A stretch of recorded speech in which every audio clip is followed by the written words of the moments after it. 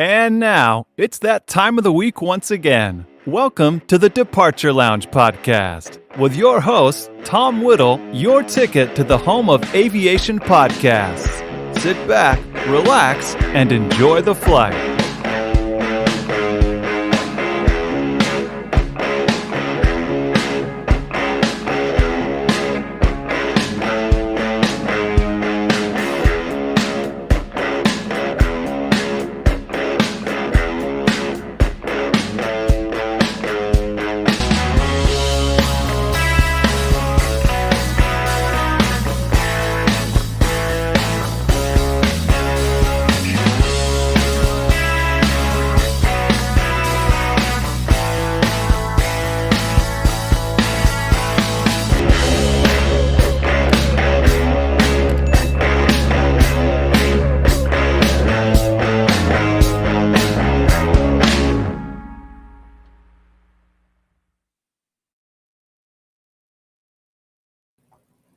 Hello, everybody. Welcome to episode number 91 of the Departure Lounge Departure Lounge podcast here on the Departure Lounge YouTube channel. Don't know what happened there. Feels like an age since we've done it last time. I hope you are well on this Sunday evening.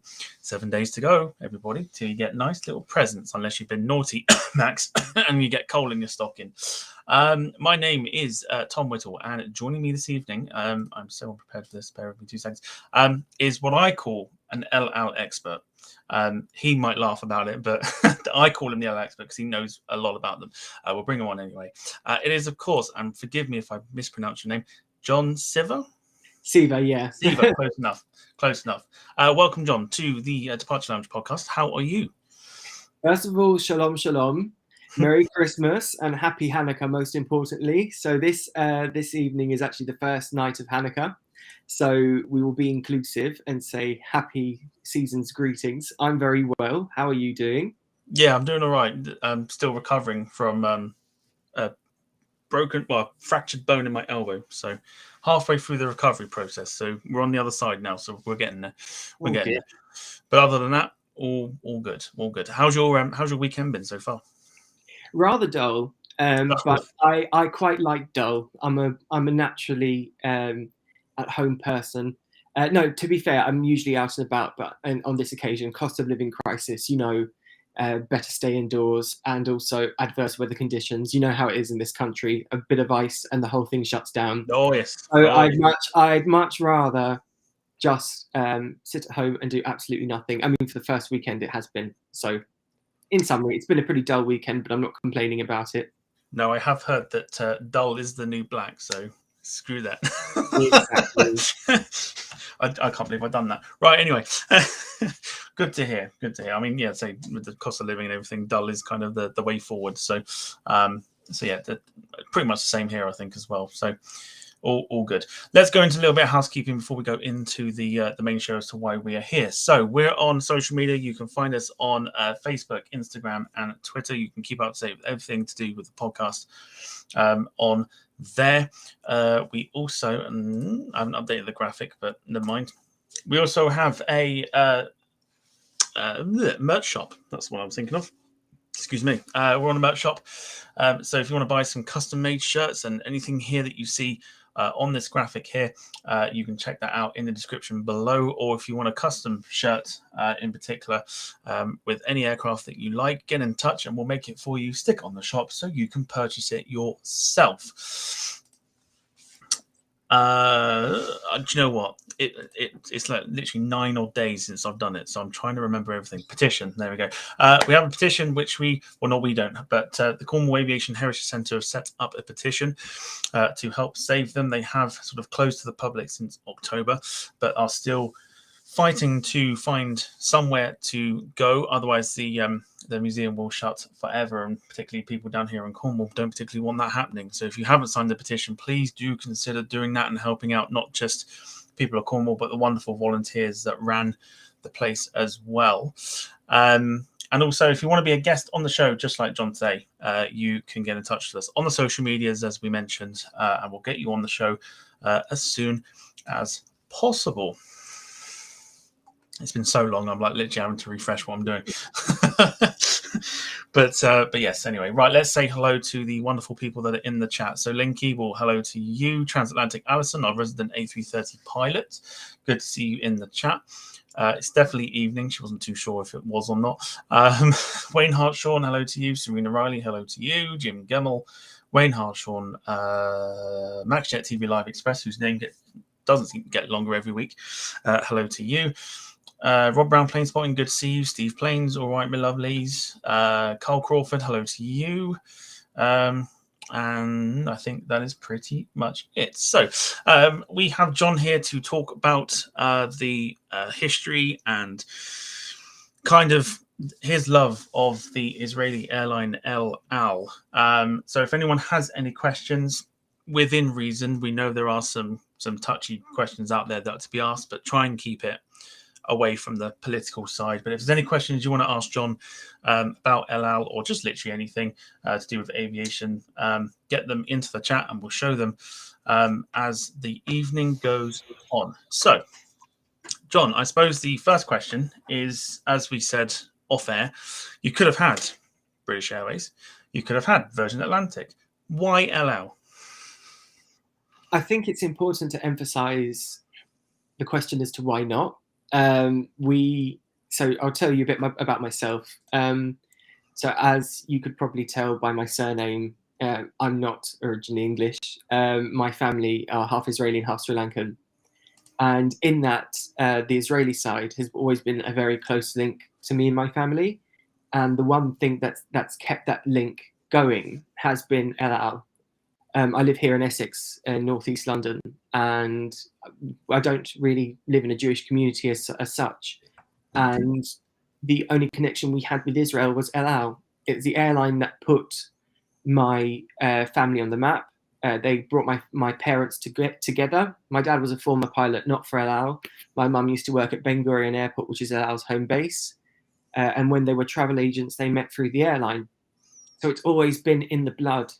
And I think it's important for anybody that has a connection, whether it's with a country, whether it's with a faith, whether it's with a certain group, that you have something to cling on to, and there's always something to relate to.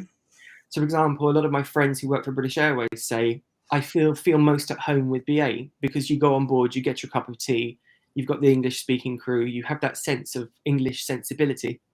Whereas El Al, for me, the Israelis portray this rough, cheeky aesthetic, which is what I love about Israel and the Israelis, is that they're very direct, they're cheeky, they're tongue-in-cheek, and there's no falsities. If they want to smile, they smile. If they want to cry, they'll cry. They're like, I describe Israelis as Greeks and Italians on steroids because they're next level crazy, but in a lovable, crazy way. And El Al, on its foundations, was built after the Second World War, after the establishment of the State of Israel, not to make a profit, but to rescue those from countries who were persecuted, not just by the Nazis, but in other countries where Jews were no longer accepted in society. And it reached a boiling point. And that's where El Al, to begin with, wasn't actually there to make a profit. It was never there as a commercial enterprise. The then Minister of Finance in 1948 described El Al's existence as a nudist needing a top hat. It doesn't need a top hat. So have here Rob Brown, Plane Spotting, has just asked, does El Al have a literal English translation? Most Spanish speakers will probably think El Al sounds familiar, or they'll think it stands for something, but no, El Al comes from the Bible, from one of the chapters. It says, I will take my people above and beyond, above to the skies. So El Al literally translates from Hebrew, from the Bible, as to the skies, or to the above. Which is maybe unsettling, but that's how it translates as, and it was just chosen from the Bible, and it's stuck ever since. Fair play. I was literally just about to ask that question as well, but you beat me to it. So so that answers that question. So in terms of sort of your earliest memories of El Al, would it be sort of safe to say that it's through sort of family having sort of worked for the airline? So none of my family directly worked for the airline, but my earliest memories was when I was probably about 3 or 4 years old. There's certain things that stick in people's memory, and whether that would be colours or shapes. The El Al logo was one of them. And El Al used to have this striking two-tone blue livery designed by Dan Reisinger in the 70s. And it was by far one of the most eye-catching, iconic liveries going, which stayed with the company from 1971 through until 2005. So a pretty long run. And when I'm born in 96, I'm showing my age. But, you know, throughout that period, from let's say 96 through until 2005, I was going back and forth to Israel probably about 6 times a year. That's it. That's the rendition. That's the lovely livery that was put on the 787, which I mocked up. So that livery really stuck in my mind. And inside the 747-200, which was used on the route between Heathrow and Tel Aviv, there was this beautiful kaleidoscopic cabin, which was designed by Dora Gad, a famous Israeli interior designer, along with Dan Reisinger. All of these great Israeli graphic designers pulled together for the Jumbo, and they remained for around 30 to 40 years as El Al's design gurus. And I remember that distinctively because the cabins had never changed from the 70s. This is how El Al's attitude was for many, many years. And this stuck with me, specifically being at Heathrow. If any of you remember BBC Airport, do you remember BBC Airport? Oh yes, yes, one of my absolute cult classics. Sarah and Peter on BBC Airport, which were featured in one of the early series. That was El Al's first little limelight. And I speak to other av geeks today, and they're like, "Oh, do you remember them?" I said, "Yes, of course I do." Sarah was the first person that introduced me to the field of El Al and also introduced me to my first job. So having that image, now I'll give you an example of how unique it was to fly with them, especially from the UK. There were a spur of attacks during the 80s, which meant that all of El Al's operations moved airside. El Al was one of the few airlines at Heathrow, I think actually the only one for 20 years, to have their check-in airside, as in after main security. So you would go with your ticket and show it at Heathrow Airport Security, Terminal 1, and your check-in area would actually be at the gate. So there would be check-in desks set up in a separate gate room with, security checkpoints, and then you'd go next door to board your flight. So it was very tense at the time, but it reminded me of seeing that Jumbo by the check-in desk. This was what was crazy. That usually when you check in for a flight and you're just a public person on the land side, you don't get to see your aircraft. You only see your aircraft once you pass security. So back then, and I'm only talking about like up until 2003, nothing too late, you know, the aircraft was right behind the check-in desk, which was really weird to see. But that sort of thing stuck with me. And it set a pretense to me that I really want to do something for this airline because I care about it a lot. I owe a lot of my education as well to the airline. I studied aviation management at university. They provided me with inspiration for my first job. I did work experience with them, did a year in industry module, well, it was 6 months with them at university. And I owe a lot to them. Yeah, so some of like my earliest memories are of the 747. I think they always used to have some really interesting and at times incredibly heavy departures out of Heathrow, especially when sort of operating like on the easterly operations. I used to live under the flight path for that, literally just after takeoff sort of thing, and they screamed straight over the house, and you immediately knew, like, if it was loud, you knew it was El Al that were passing over you. So yeah, definitely got some good memories of El Al, and of course that livery that we were mentioning as well. Of course, they've introduced, I'll say recently, but it's been around for a couple of years now. But the sort of the older version of that on the Dreamliner sort of thing, would that have been sort of your first choice to have, or would you have gone for what you mocked up as like, I'd like to have seen that on the Dreamliner sort of thing?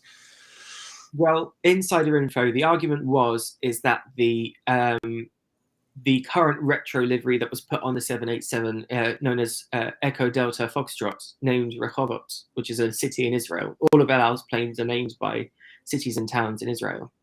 They thought that was not the livery that I really wanted was not retro enough, because when you talk about retro, it's 50s and 60s. Yeah. So, for example, you know, Turkish Airlines did theirs based on a 50s and 60s livery. Aliyah Royal Jordanian did theirs 50s and 60s. At one point before the BA did their combos, the A319s, I think, are they A319s? A319s were BEA, which again, 50s and 60s. So I would have loved to have seen the 70s one. But maybe in another 10 years when the airline celebrates its 80th, we'll see. Yeah, definitely. There's some fascinating questions that have come in here. We'll go with Steve's one first, just if you do know. He says, how much did UP, the low-cost airline, affect the parent company when it stopped trading? So the one thing I can say about El Al is that it's not a big airline. It's only got 38 aircraft currently in its fleet, flying to 44 different destinations globally. So it's very small. And with that, it's a very small workforce. So UP is the airline he's talking about, which was actually not even a parent. It wasn't even a subsidiary company. It was ran as a separate brand, but all the management was within El Al. So it was just treated as a separate set of flights. So it didn't really affect the parent company as much. It wasn't even separated as a separate company. They chose to operate it like a sub-brand, so it was still LY. Sundor, which is El Al's charter aircraft, charter airline, used to be private from El Al, and it was privately owned by El Al, but they would have let's say a 2U, no, EasyJet, yeah. So EasyJet is uniform 2, but Sundor under El Al was 2U, so 2 uniform, and they lost their license because they started operating on Shabbat, which is the Jewish Sabbath. So from Friday sundown to Saturday sundown, no El Al aircraft will operate under El Al. So they lost that license partly due to that. So they had to go and swallow it up. So El Al didn't operate UP like a separate company. Now, where I think it failed is, number one, El Al's costs are very heavy. The security cost, which I have to emphasize, is mostly done by the Israeli government, but El Al still has to pay security tax and security and some part of its budget to security. Also, the workforce, they didn't have enough people to actually operate it like a separate company. So it wouldn't have made sense to operate it like a separate brand. Also, if you consider the product itself, didn't stem so far off what El Al already offered, minus a business class. It was a very high quality, low cost product. But in order to be low cost, everything has to be low cost. You can't just have some costs here and there and then charge rock bottom flights, which they weren't actually that cheap, I'll be honest with you. They were rather expensive, but they tried to play a game with Wizz, EasyJet and Ryanair, which you just simply cannot compete with. So long story short, there was an opportunity. It could have been done properly. It wasn't done properly. They tried and they failed. I wouldn't say it was a failure, but they changed their model. So, for example, now on El Al, you have 3 ticket types. You have your light tickets, classic and flex, and that's on the back end in economy. So even if you're flying in Europe, and now I think it's extended to the entire worldwide network, it's your typical hand baggage only fare, and you add on the other bits. Or classic is your normal, and flexible. After the COVID pandemic, flexible became more of an attractive option. So it's a case of adapting to the environment you're operating in. Listen, most people who choose to fly with El Al fly with El Al not just because of the security, because the security is a great aspect, but 2 other Israeli airlines offer it, and any airline that operates out of Tel Aviv has to go through the same security protocol, so it doesn't make a difference. They choose to fly with El Al because of its solid product. The product is a good product, and once you start traveling on it, you can't stop. If you have a few negative experiences, they're very good at taking complaints and very good at taking negative feedback and trying to action it. So from a customer perspective, it's a great product. It needs some polishing here and there. You won't expect, let's say, 5-star British Airways Club World experiences or Virgin's upper class, but you will expect a warm sense of Mediterranean family vibe, which is you can't compare it. Let's put it that way. That's how I see things, at least. So we have some interesting questions here, if you don't mind me answering them. Yeah, go for it. Pick them out. I'll show them on screen. So Rob Brown, does El Al have any discrete unmarked aircraft within its fleet? No. The answer is no. There was a period during 9/11 which some aircraft did have to have its titles removed. But I think the threat now that faces most airlines, not just El Al, I think we can never say never, but I think we've entered an age where the threat comes from elsewhere. The threat will always be there, but El Al isn't exactly I'm not saying they're not a target, but there's no need to cover up. There's plenty of other things that the airline can do to protect itself, and by means of counter security measures, pre-flight checks, the security aspects of cargo, the lot. And it's all publicly available information. You can Google it yourself of what the airline does. And I'm not going to say anything because it's not my place, but it's all there. But no, they don't have any discrete unmarked aircraft. The only ones they do have that are just basic are the Sundoor aircraft. The reason why is because they operate for other tour operators and often some other airlines. So there's no need to have allow markings on them because they're operated for different purposes. There's up for anybody that might not have heard or known of the airline, but yeah, there is the short-lived Up airline. So in fact, there is one 737 left in the fleet with that livery, minus the Up cloud towards the front area of the fuselage, and it's just painted blue with the LR logo in white. So when the 787s came into play, the livery changed ever so slightly. You have a bit of a light blue on the stripe. The logo got bigger. The star just became a lot bigger, a lot more prominent. But they need to repaint that aircraft ASAP. But there is a fleet renewal plan coming for the 737s as we speak, which should be excellent. I think right now they're in conversations with Boeing. Actually, today we received some fantastic news, which is that out of the 15 LR 787s that are currently in the fleet, one more is expected to be delivered Q1 of next year. And they're expecting to order another one by the beginning of 2024. The expansion plan has been revealed by the CEO, Dina Bental Ganancia, on several occasions about intentions to grow the fleet. The short-haul fleet at the minute of 737s is expecting to go for a complete retrofit. Actually, they have done already, but they're planning to further retrofit them. There are plans also to introduce new 737-8 Maxes and 9 Maxes, which may be a bit of a frightening prospect. but for the first time ever in the airline's history, they're actually taking into consideration Airbus. But the question is, again, it's all hypothetical. Will it happen? Because for the last, I want to say 50 years, El Al has been an all Boeing airline. So yes. Looking at their fleet history is quite a I can't think of I was trying to think of the word of it just then, but it is quite an array of aircraft, obviously ranging from, like say, the 737s, even like the older versions like 200s as well, to the 800s. You've got the 747s from 200s, even cargo 400s. Obviously they've recently retired them. 757s are in there. 767s, 777s, etc. Do you eventually see them potentially going down the Airbus route, or do you think they're going to be so loyal to Boeing that they'll go for like you said, like the Maxes? I'm trying to think what else they could potentially go for. Maybe I wouldn't say the 777-9 or whatever else like that. But do you see them sort of obviously they're sticking with the Dreamliners and maybe ordering some more of the -9s or something?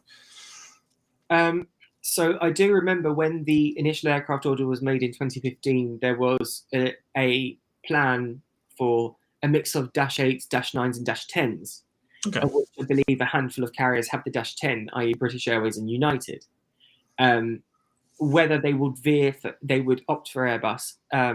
So if you look at the traditional Israeli carriers, both Israel and Arkia, both were typical Boeing and ATR operators who have now ventured for either all Embraer and all Airbus fleets. But their business models are rather different. So it would be wrong of me to make the comparison. But what I would say is, given that El Al's route network predominantly consists of short to mid-haul European hops, now with Morocco opening up, which is a good 6-hour ride. It's not close at all.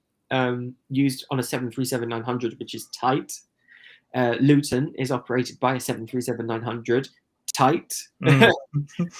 And I think now the markets and the predominant customer base would like to see Airbus aircraft. I don't know whether that would be the case, given the geopolitics of Israel's relationship with the United States. There will always be a pro-Boeing stance, which doesn't make sense. But again, if we're talking common sense, Israel is not a common sense place, as everyone knows. And so everything is done by what is dictated by the norm, and the norm is Boeing. And I don't know, I can't say. From my personal opinion, I would love to see an Airbus aircraft in the fleets, especially from the comfort levels and the passenger experience, as well as the fact that the Airbus A320neos and the Neo series of families are a lot more efficient than the 787 MAX. And it's said by popularity how much. God, yeah. But you have to also consider the fact of training. To train with an airline, to train people on an entirely new fleet type is expensive. It's expensive and timely. So if the airline decides to go for, let's say, the A350, let's just say, I think it would be too much of an investment for them at this current time. The airlines at the moment is really focusing on just developing its pre-COVID levels. It's made fantastic results over the last few years. Sorry, not the last few years. It's made amazing results over the last few months post-COVID, as every other airline, but has actually managed to pay off its debts, as well as go for an entire recruitment drive and update its aircraft. So it's now focusing at the minute of reviving the destinations that really, really suffered. So its focus on fleet at the minute, I don't know, I can't say. But another question here is about the London route. Oh, sorry, bit of gas. A lot of there was another question there about the London route. You're probably wondering, I think yourself said about Heathrow and 747s. Why in God's name would you send a 747 on a 4-hour flight? And the question is, the demand is there.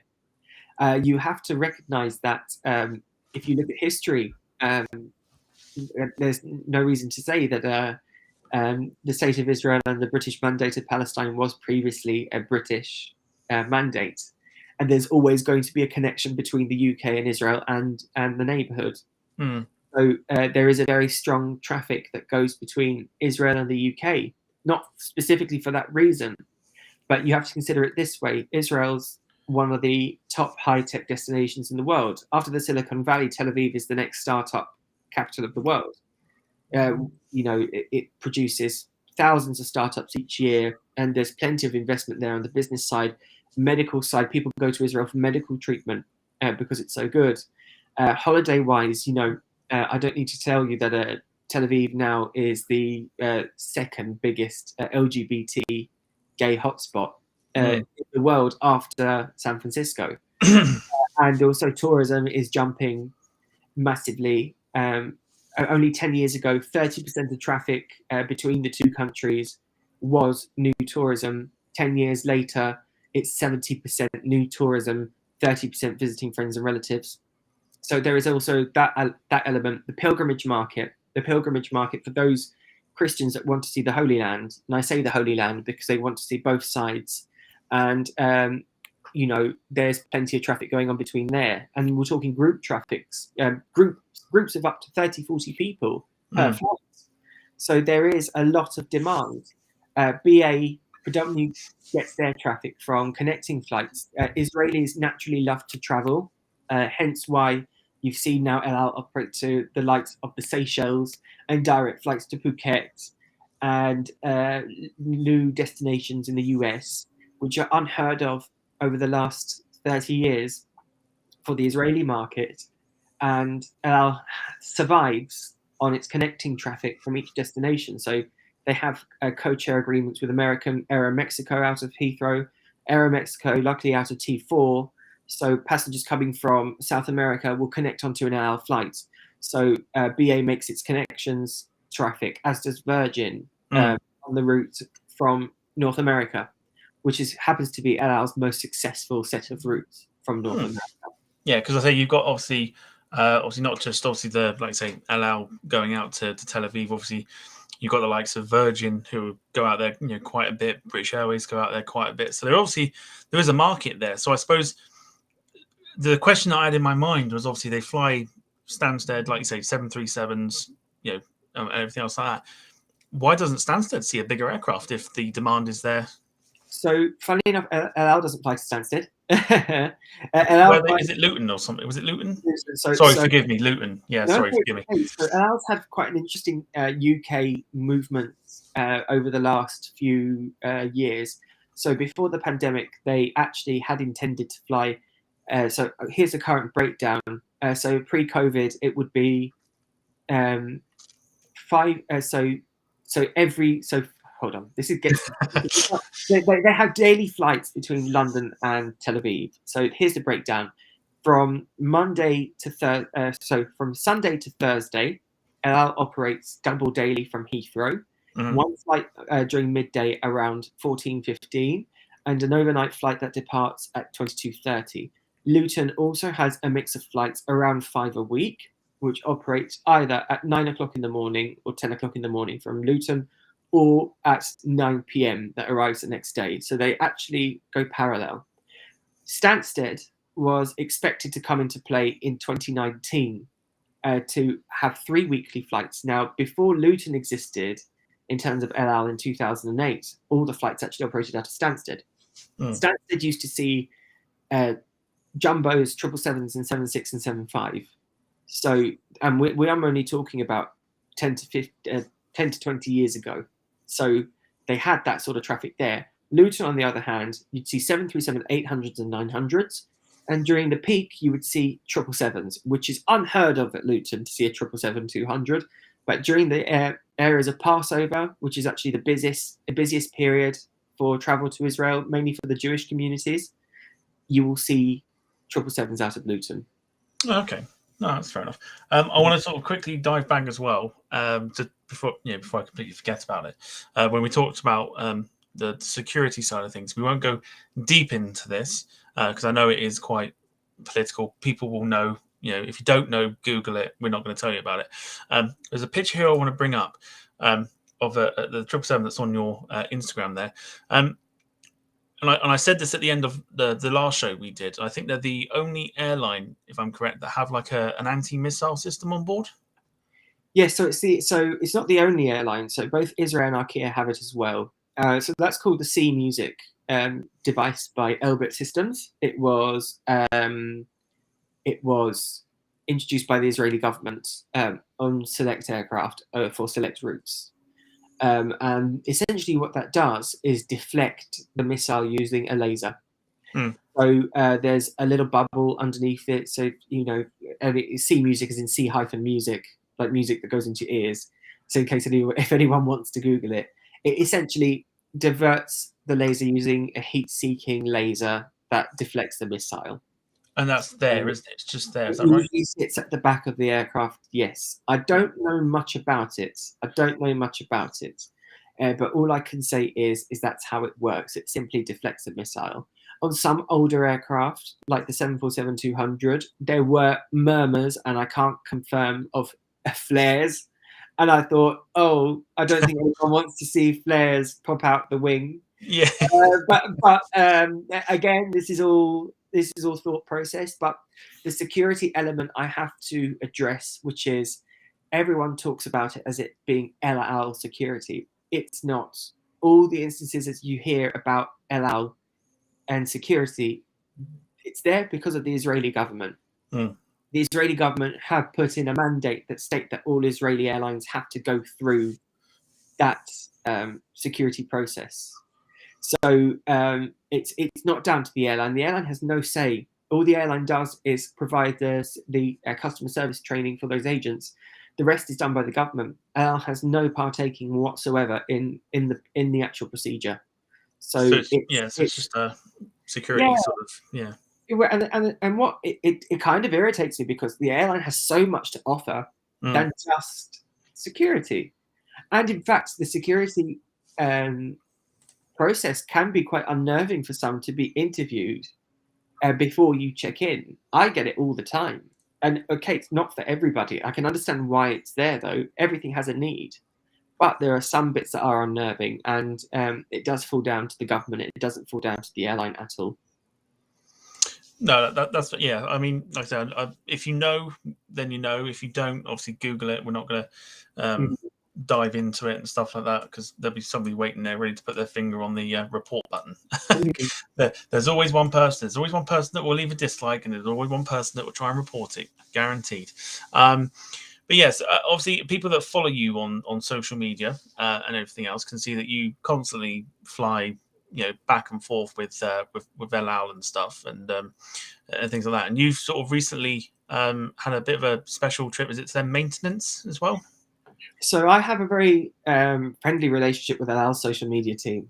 I actually, again, as I told you, I used to work for them for a short period, and every time I go there, I used to try and go and visit and say hello, and show people what's it like behind the scenes.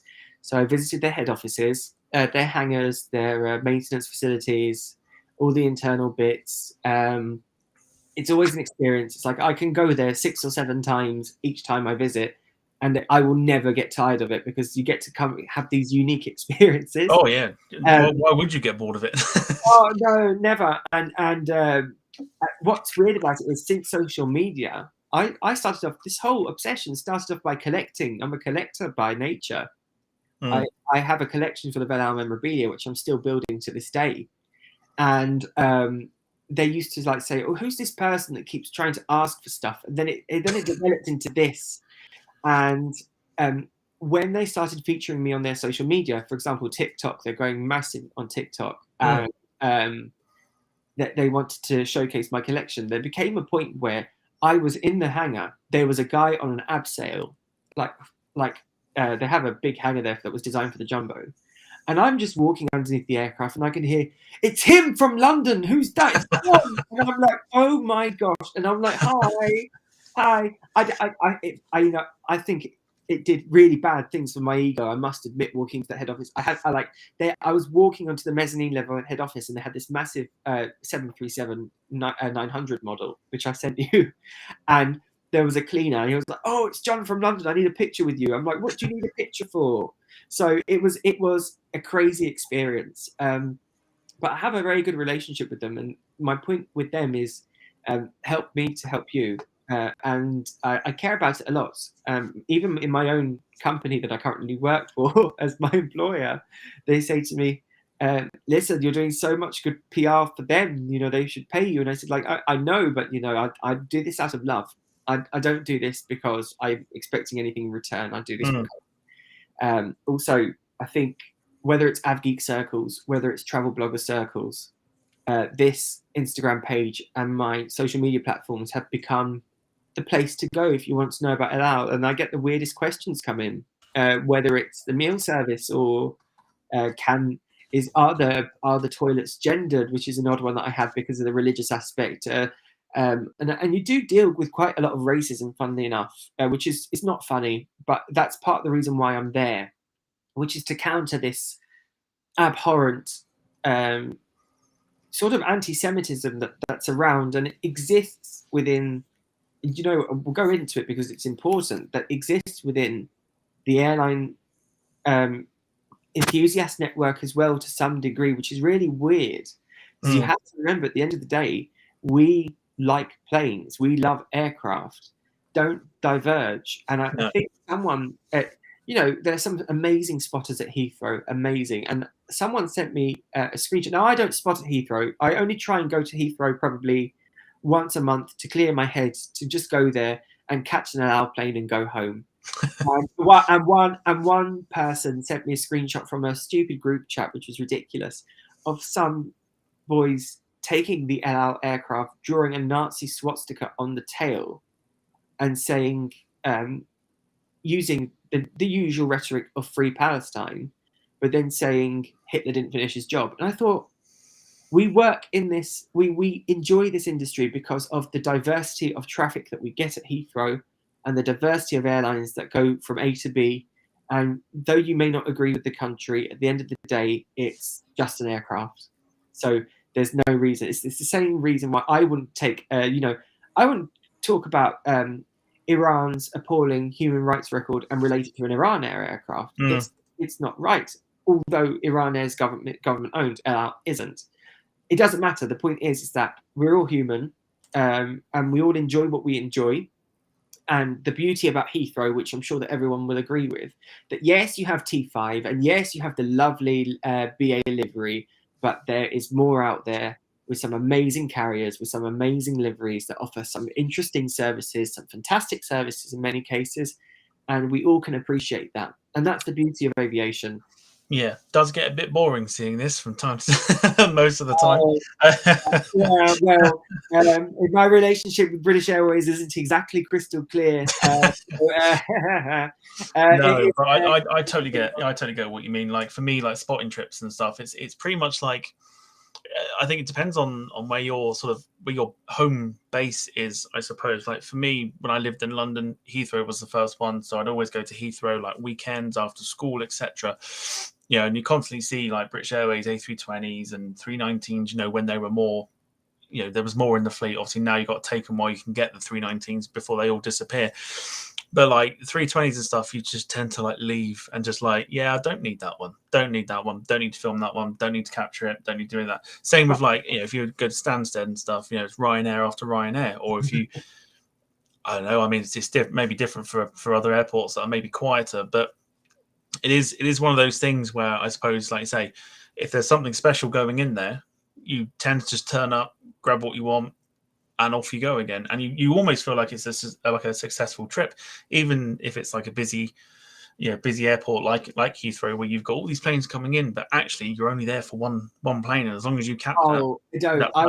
I was at Myrtle Avenue a few months ago, and Myrtle's a weird one. Like Myrtle is where you have so many amazing photographers and amazing enthusiasts with some amazing pieces of work that they produce, and you DM them on Insta, but then when you actually want to go there and say hello, it's weird. I think it's like I wanted to approach somebody to say hello, and they gave me the weirdest look. But anyway, I was there and I didn't speak to anybody, but I went with my camera, caught an hour, and left. And someone DM'd me, and they were like, "Was that you that came was that you at Myrtle the other day?" I go, "Yeah." I said, "Because you took a picture of one aircraft and left." I said, "Yeah." I said, "Yeah." I went, "Yeah, that's me." And then I just huddled off to Hatton Cross and went off home. So I have developed this weird thing, like some BA crew.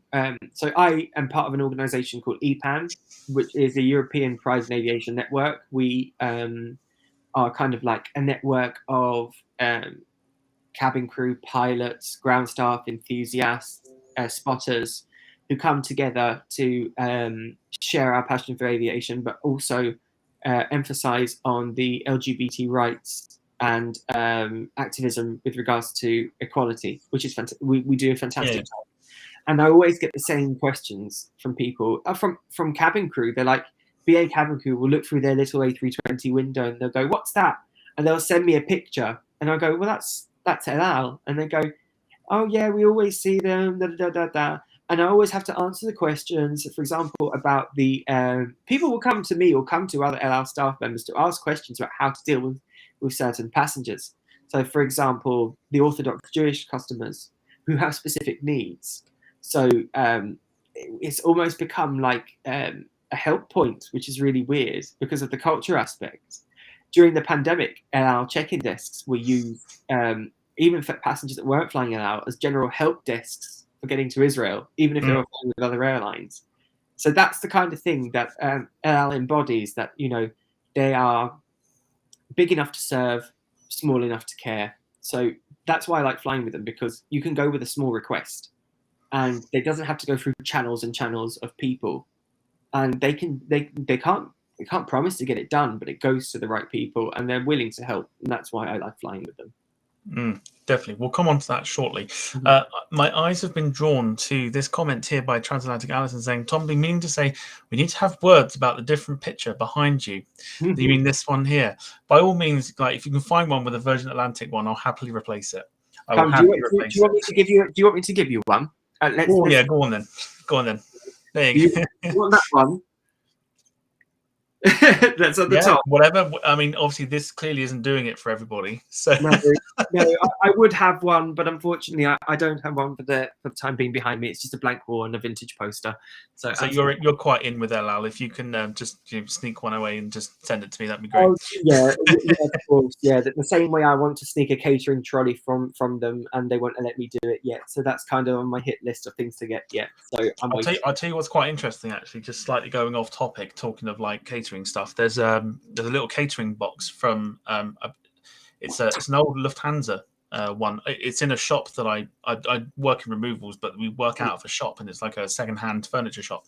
And there's an old like catering box from what I can only assume is the 70s. I can't think what aircraft it is, but it's got Lufthansa titles on it, not the updated version, like the old version that you find on like the retro, like the retro 321 and stuff. Proper vintage. And there's an old like Air France one as well. I've got like a couple of those in there, and every time I see them, I'm like, I want them, but I know they're going to want too much money for them. So that's the thing. Like I think there's some amazing vendors out there now, like Doors to Manual. They're antiques that take old airline bits and make them into really lovely things. And Etsy's a good place to start. Etsy's very good. Things. Etsy can often take the mickey. I'm trying not to swear. But there are plenty of vendors out there that you can find some pretty amazing stuff. For me at the minute, it's quite hard to find our stuff being so niche. But what would be really good here is to highlight that you got the Heathrow Enthusiast Fair. Yep. You've got the Gatwick Enthusiast Fair and many others. Yeah. So just, by all means, Alison, do treat me as it's Christmas to a brand new picture if you like. I mean, like I say, it is quite big. So if you want to replace that with a nice Virgin tail, that'd be great. I'll give you my address. It's not a problem. But obviously, we looked at your, obviously, as you showed your posters there, you have quite the model collection, which is literally all allowed. Can we sort of sneak peek of that again? Oh God, let's begin. So actually, we have. I'm not going to show you my bed because it's a mess. So we have the big uns up there. So two lovely 787s in 1:100 scale. There's a nice little LL lorry. LL used to have their own lorries. And then you've got the 1:100 scale section, and also those catering boxes. There. Check those out. Yeah, cool. The sign is from a 747-400 when they were scrapped in Tel Aviv. And then you've got all the 1:100 scale model aircraft there. That's how I found you. Was literally I can't remember if I shared a picture or something. Right at the bottom, hiding is a British Airways Embraer. I used to work for Menzies at City Airport, who represent BA City Flyer. And then up there, you can see the 1:100 scale 747s, and they're all originals, and 767s. But in fairness, like the LL stuff is quite scarce to find. It's the 1:400 scales and the 1:200 scales that you can get from ARD from all over eBay are fine, but it's quite a competitive market. There's some amazing competitors, competing collectors that have some amazing stuff, and I'm just one tiny element of that. You've got the biggest one is Marvin Goldman in New York, who's written a book about LL. Fantastic guy. It's called Israel's Flying Star. If you can have a look at it, do so. There's a guy called David Wheel in Switzerland. Absolutely amazing collection. He's got like old 747 panels and bits of the aircraft and old like 1950s travel agency sized models. Absolutely amazing. All of these collectors, it says a lot now. And I find a new LL collector every 2 weeks, and it's like, it's crazy to think this tiny airline has such an impact on so many people. It's crazy. Like I get people at Heathrow now that they'll make the connection between Judaism and LL, which I have to say that there's a big difference between faith and nationality. So not everyone who's Jewish has an association with Israel.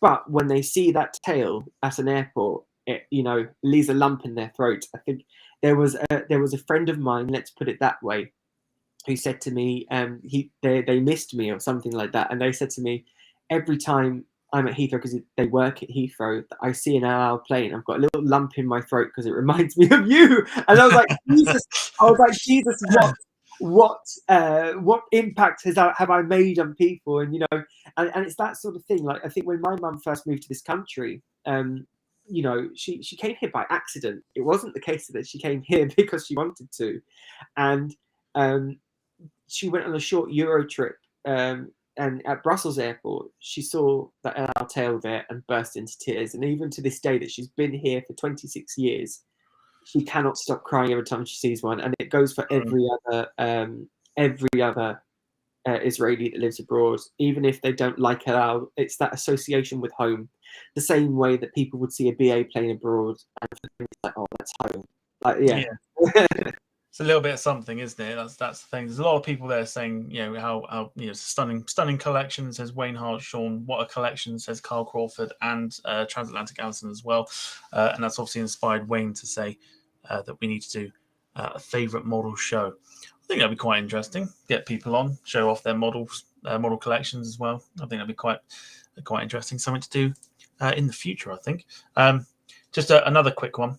As well, Jack Rolls has turned up and decided to tell us a week early that he's on the RAS all day Christmas Day, with some interesting, but some wonderful advice from Rob Brown Plane Spotting to say, if Jack's on the RAS, make sure to stay away from the microwave. Whatever you do, don't put any metal in the microwave. I beg. I won't do that one. Well, I'll tell you this because you might not know this, but we don't let Jack live it down, because he told us a couple of weeks back, I think it was now, or it might have been the week before, that he once microwaved a ready meal spaghetti meatballs for 40 minutes, not reading that that's what it should have been in the oven, and then wondered why it was burnt to a crisp. So he microwaved a ready meal for 40 minutes. Jesus, Jack. Yes. So, girls, if you if you're looking for a man who can cook, don't go to Jack. Jack needs to go to Specsavers. Jack is also the kind of guy that would take a bottle of cider, put it in the microwave, and think he's created mulled cider. But yeah, that is Jack. In terms of, obviously, we mentioned, you know, like, say, going back and forth with El Al and things like that. When you do your various trips, what are they like as an airline to actually fly? I would say, as an airline, it's a tough one. El Al as an airline has really improved its product over the last few years, but has maintained a bit of Israeli charm, which I would say always falls down to the crew. The crew are the main reason I fly with El Al. Even though they have amazing entertainment systems, the seats in the aircraft are clean and they're up to date. You know, you've got streaming technology on the 777s and 73s, which allow you to use free entertainment on your phone. And the business class is a fantastic business class product in 1-to-1 configuration. I myself don't have money and spend the money on tickets I can't afford in business class. And premium economy is also really good, which is a new element of their service.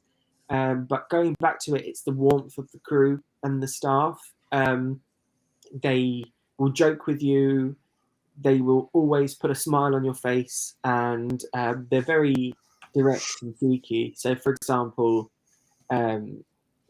if they know you as a frequent customer, and they'll go, "Oh, we know you like a gin and tonic, John. Everyone knows you like a gin and tonic." I'm like, "Where the hell do you know that from?" And I think, for example, I don't know. This might just be me because it's me. But I went on board and they're like, "We have nothing to give you today, John. We've seen your Instagram. You've got everything anyway." or it's something like, I asked for a picture in business class in February, and the steward took my phone and cheekily said, "I wonder what pictures we'll find on this phone." And I'm like, "I don't need you to look through my pictures on my phone, thank you. You won't find anything."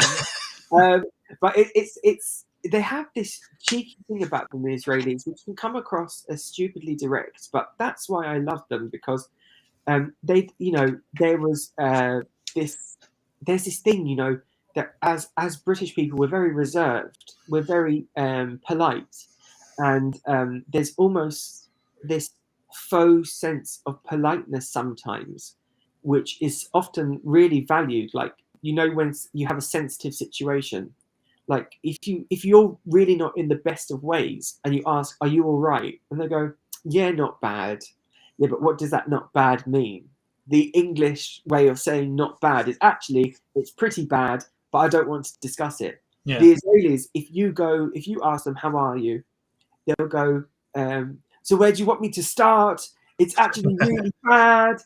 The world is falling apart. My dog died. This one's on their period." All these sort of different things. So they cannot hide. They cannot hide their emotions. And I live it here on a daily basis with my mum. It's like everything is super dramatic.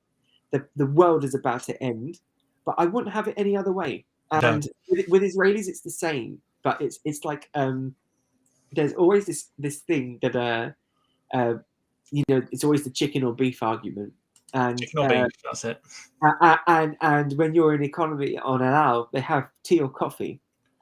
But instead of tea or coffee, they come down the aisle with one with tea and the other with coffee, but they'd only go with one and then come back with the other, which is really weird. It's like, for example, you go around with the drink service and they'll say coffee and they'll go, "No, it's tea, like this." There's always this sense of aggressiveness, but it's not aggressive. It's just how they are. Yeah. I'll give you another example. You land in Tel Aviv, you grab a cab and you get into that cab. Usually there's this awkward sense of silence when you're in a cab in London. They always ask, "How's the weather? It's busy on the roads." Yeah. Rah, rah, rah. In Israel, it's very much like, "So why are you here? Where are your parents? How much do you earn?" Not how much. They want to know everything about your business. They want to know, "Are you hungry? I can take you somewhere to eat." Da, da, da, da. Everything. It's like this warm sense of it's this warm sense of directness that makes is Israel and the surrounding region as well. Like, the Arabs are naturally hospitable. The Israelis are naturally hospitable. It's part of their culture. It's part of their identity. So when you step on board an Al aircraft, it's your cliche like feeling at home. And the other thing I'd really like to say, what makes the experience unique, are the passengers. The passengers are a bunch of characters themselves, and I always say your El Al flight is never complete unless there's a family having a feud in economy, a couple about to be on the verge of divorce in premium, and someone having a really bad day of work in business class. Like, when I flew 2 weeks ago, the first thing I heard was a lady sitting across the aisle from me, and she looks back at her seat at another guy and she goes, "Are you Cohen from Edgware?" And he goes, "Yes, I am Cohen from Edgware." Says, "Do you know this one? She's the cousin of this one." It's like every flight, specifically in the Jewish community, you will know someone who knows somebody. And it's like that. And for the first time visitor, for those who aren't Jewish, who have no connection with Israel, it's quite amusing.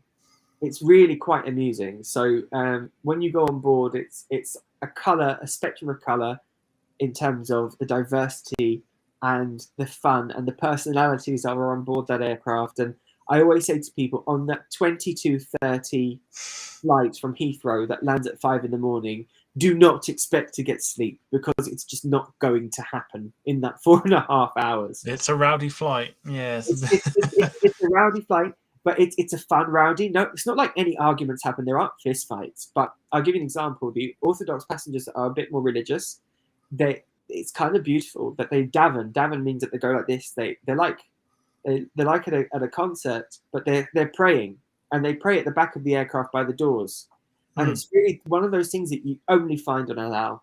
And the crew will hold babies and look after them whilst the parents need to do something. It's one of those airlines that there's no element of what's enough.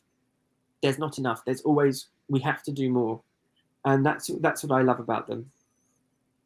Nice little nice little picture to sort of begin to end the show on, with the obviously the golden sunlight on the now retired 747-400s there.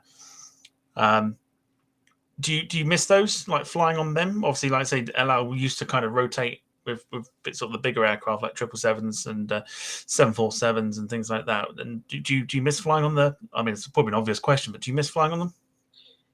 Oh, wow. The 747s will always be an iconic aircraft for any avgeek. But I would say LL's ones were ready to go. Okay. I'm happy in the fact that the customer experience on board that aircraft was near enough diabolical. And but from an avgeek perspective, I am heartbroken because they were the queen at Ben Gurion Airport. They were the queen at Heathrow. They were fantastic to look at. But in the new livery, they really didn't look that great for after a while. Like the paint was peeling off and it really wasn't that nice to look at. So I am kind of glad to see the back of them in the nicest way possible. I love the aircraft to bits. It's an aircraft I used to work with myself. But we need to move on. And if you love an airline or if you love something, you need to recognize that some things have to end and move forward. So yes, so I am sad to see them go, but I am not necessarily upset about it. I'm laughing at the fact that we have a thing on this channel when we do shows and stuff about pizza, pineapple on pizza. Mm-hmm. And Rob Brown's first of all, thank you, Jack, for the generosity there with the super chat. But he's asked, do allow serve chutney or worse, pizza with pineapple? So actually, I'll go into the food aspect because I think that's one of the things that often, and I know we're closing very shortly, but I'll explain this. All of Al's food is kosher. So everything on board that aircraft is by kosher law, which means no mixing meat and milk. So don't expect cheeseburgers. There would be no pork and no seafood. So there's a reason for that by Jewish law. All the ovens are kosher as well, so all the food that goes in is kosher. So one of the things I like most about it is in economy, if you have a hot meal, it will be served with a lovely pot of hummus and some fresh pita bread, which is neatly warmed in the oven with your main dish. And in business class for breakfast, it's an array of different kinds of breakfast. You have three meal options, but there will always be your typical salmon and cream cheese lox with a bagel that you can choose to dip it in with. So there are no pizzas, there is no chutney, but you will get your standard lovely Jewish and Israeli food, which is yummy. But I'm biased, so I can't say anything. So no, basically. Just, I mean, someone will end up asking it anyway, so I'm just going to get out there so I don't have to read the comment in there. Are you a yes or a no to pineapple on pizza? Diabolical, absolutely no. Yes. anyone who says that needs to be cultured and take themselves on an Air Italy flight to Rome or Milan and try real pizza. Don't go to Iceland or Tesco's and get a frozen version. Try and have a real taste of pizza like you should. Go somewhere and try it. I don't care even if it's Pizza Express. You try a pizza as it should be and come back to me and don't have it with pineapple ever again. Well, you've now automatically become a friend of the show, so that's good news. Everyone's loving it. I have friends. I'm shocked. Everyone's loving it. Bob Brown, who asked the question, I knew he'd probably go and ask it anyway. He says that's the correct answer. Everyone's loving it. Yeah, there's just lots of love coming in for that. So that's fantastic. On a sort of a last sort of impression then of El Al and stuff, somebody mentioned it earlier, and I sort of thought about it, but it slipped my mind until I saw the comment again. Obviously, they had plans and did for a short time fly into Manchester Airport as well. I think it was there. There's Carl Crawford mentioned it. He said, would they ever go back to Manchester? I'd like to say yes.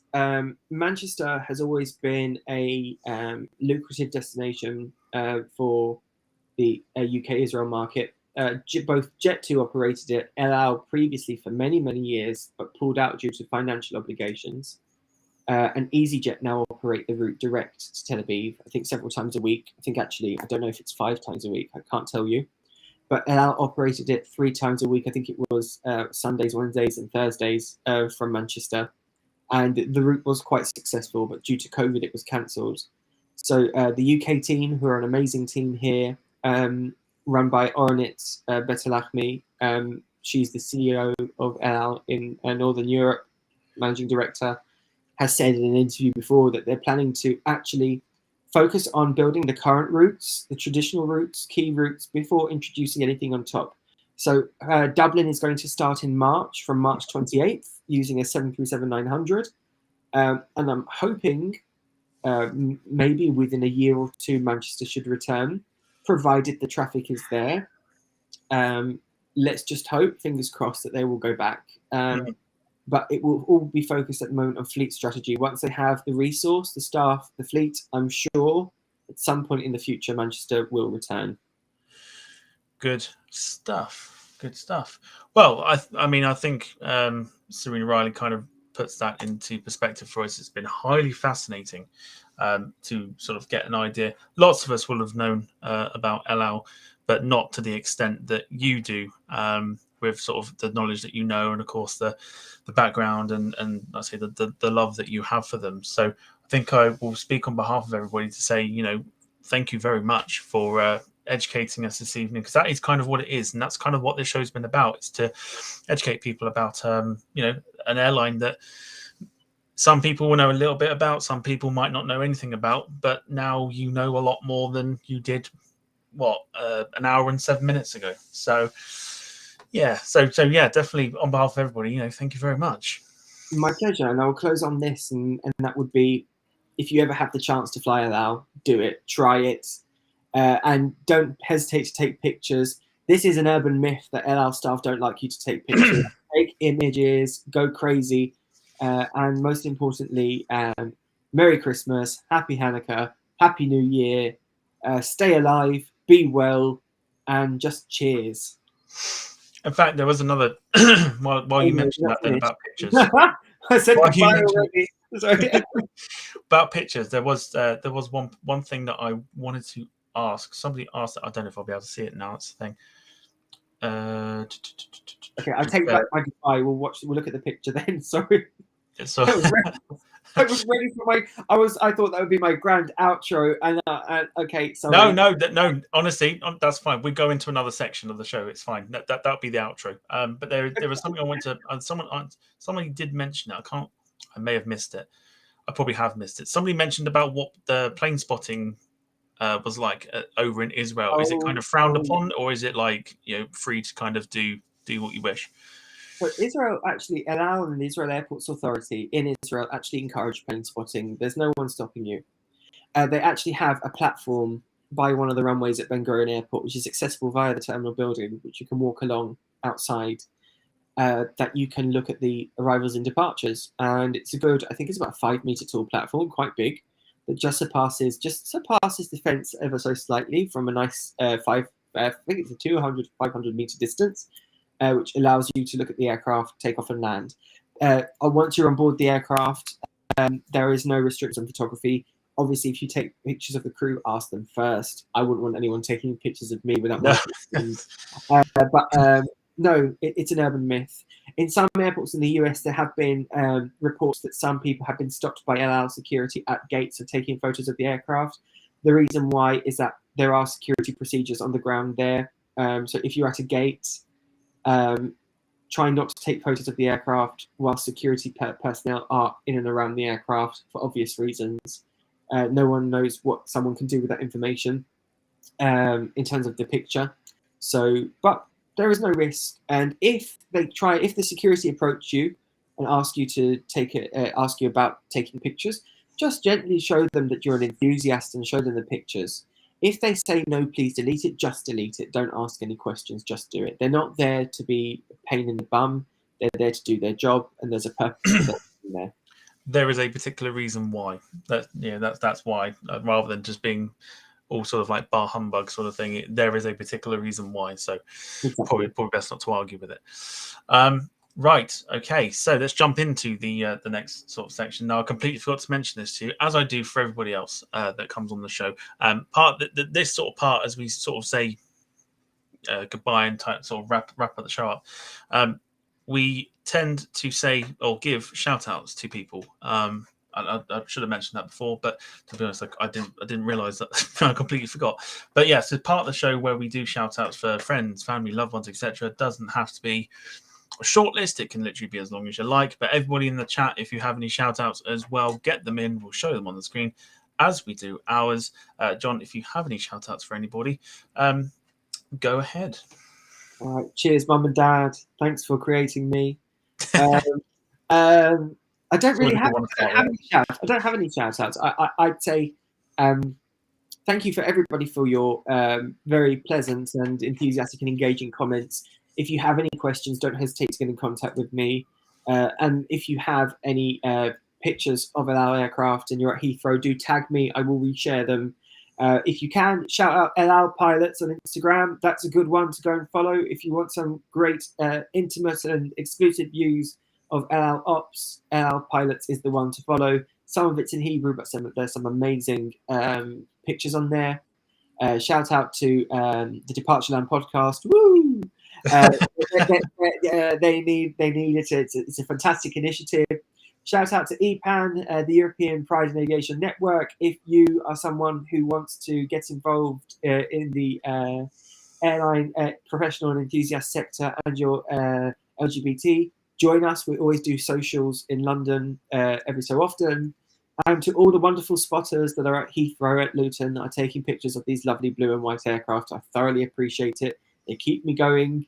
Who needs antidepressants when you have 787s?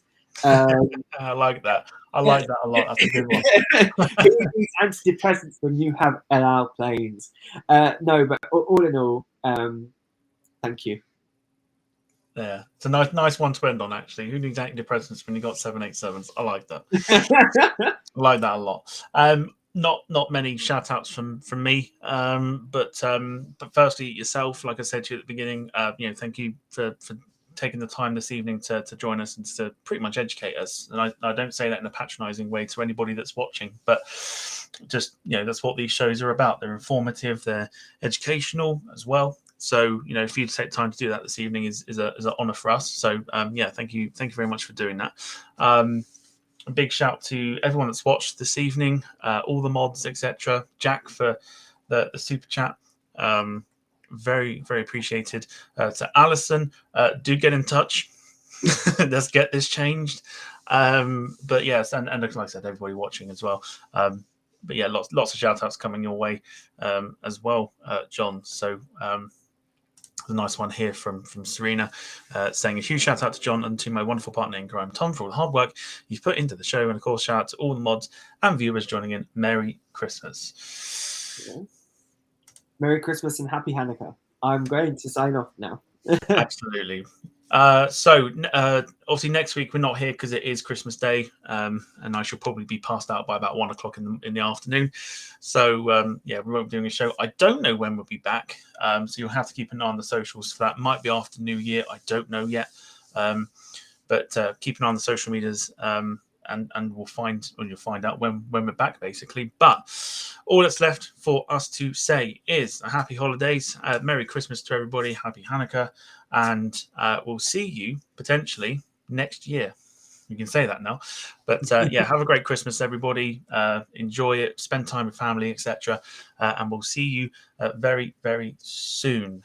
So from myself and John, take care, everybody, and we'll see you soon.